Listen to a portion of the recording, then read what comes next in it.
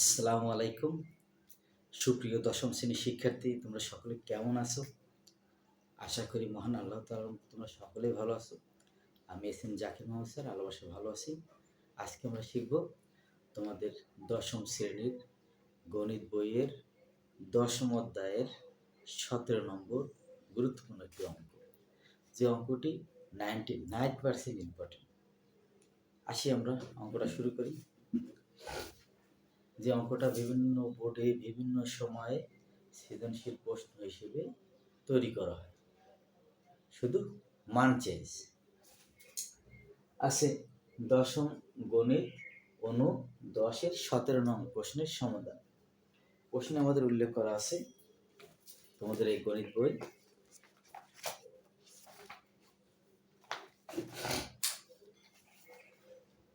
চৌষট্টি মিটার লম্বা একটি গাছ, লম্বা একটি খুঁটি ভেঙে গিয়ে সম্পূর্ণ বিচ্ছিন্ন না হয়ে ভূমির সাথে 60 ডিগ্রি কোণ উৎপন্ন করে। খুঁটিটির ভাঙা অংশের দৈর্ঘ্য নির্ণয় করো। তাহলে আমরা কিভাবে আসবো? আমাদের একটা চিত্র অঙ্কন করলাম। প্রথমে এবি লম্বা একটা খুঁটি নিলাম, খুঁটিটি ভেঙে গেছে এখান থেকে একটু একটা ডি বিন্দুতে ভেঙে যে একটা কোণ তৈরি, ভেঙে আসার পর এখানে একটা কোণ তৈরি হয়েছে। প্রশ্ন উল্লেখ করা আছে খুঁটিটি ভাঙা অংশের সাথে 60 ডিগ্রি কোণ উৎপন্ন করে। তাহলে সম্পূর্ণ খুঁটিটি হচ্ছে 64 মিটার। এখন কত দূর উচ্চতায় খুঁটিটা ভেঙে পড়লো? তাহলে নিলাম, মনে করি বিডি সমান সমান 8 মিটার উচ্চতা, এটুকু আছে 8 মিটার। তাহলে এটুকু মান কিভাবে পাবো আমরা? সম্পূর্ণ দৈর্ঘ্য 64 মিটার থেকে 8 বাদ দেব। 64 থেকে 8 বাদ দিলে কি হবে? আমাদের 64 মাইনাস 8 থাকবে। এই এডি বাহুর যে মান, এই মানটাও ঠিক একই হবে। আমাদের এই অংশের মানই আমাদের নির্ণয় করতে হবে। তাহলে আমরা লিখতে পারি, দেওয়া আছে সম্পূর্ণ খুঁটিটির দৈর্ঘ্য এবি ইকুয়াল 64 মিটার অর্থাৎ 64 মিটার। সি বিন্দুতে উন্নতি কোণ, সি বিন্দুতে কোণ তৈরি হইল কি? বিসিডি ইকুয়াল কত ডিগ্রি? 60 ডিগ্রি। অর্থাৎ এটা আমাদের প্রশ্নে উল্লেখ করা আছে। মনে করি খুঁটিটি কত উচ্চতায় ভেঙেছিল অজানা। মনে করি খুঁটিটি H equal BD equal 8 metre উচ্চতা। কত মিটার? 8 মিটার। উচ্চতাকে আমরা হাইট বলি, সেজন্য আমরা কি নিলাম? 8 মিটার নিলাম।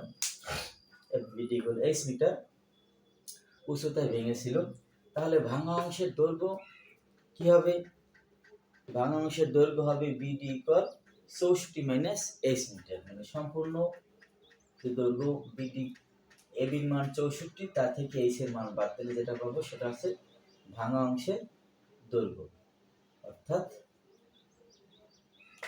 এখানে ভাঙা অংশের দৈর্ঘ্য বলতে একটা ভুল আছে, যেটা হবে এডি। ভাঙা অংশের দৈর্ঘ্য এডি ইকুয়াল টোটাল সম্পূর্ণ দৈর্ঘ্য 64 থেকে আমরা এইচ বাদ দিলাম। এই যে এডির যে মান, সেই মানটাই সিডির মান। সমকোণী ত্রিভুজ বিসিডি হতে পাই। তাহলে সমকোণী ত্রিভুজ, যে ত্রিভুজ একটি কোণ সমকোণ তাকে সমকোণী ত্রিভুজ বলে। কিন্তু এই জায়গায় তো সমকোণ তৈরি হয়েছে, কিন্তু এই সাইডে যে মানটা আছে এই কোণটা তো থাকবে। এইখানে কত ডিগ্রি কোণ তৈরি হইলো আমাদের? 60 ডিগ্রি। এবার সমকোণী ত্রিভুজ বিসিডি হতে পাই সাইন 60 ডিগ্রি ইকুয়াল লম্ব বাই অতিভুজ। এখানে সাইন 60 ডিগ্রির মান আমরা সকলেই জানি কত? √3/2 ইকুয়াল এইচ। লম্ব হচ্ছে তোমার এইচ, অতিভুজ হচ্ছে 64 মাইনাস এইচ। এবার আড়াআড়ি গুণ করি, 2 সঙ্গে এইচ এর গুণ ওদিকে √3 সঙ্গে ওই দুইটার গুণ। তাহলে √3 সাথে 64 গুণ করলে 64√3 মাইনাস √3 এইচ। এবার 2h থাকলো, এ মাইনাস এইচ আসলে প্লাস ইকুয়াল 64√3। এবার আসি, আমাদের 2h থাকলো প্লাস √3 বলতে √3 মান আমাদের জানা আছে। √3 মান আছে 1.732 ডট ডট ডট, মানে সামথিং আরো আছে।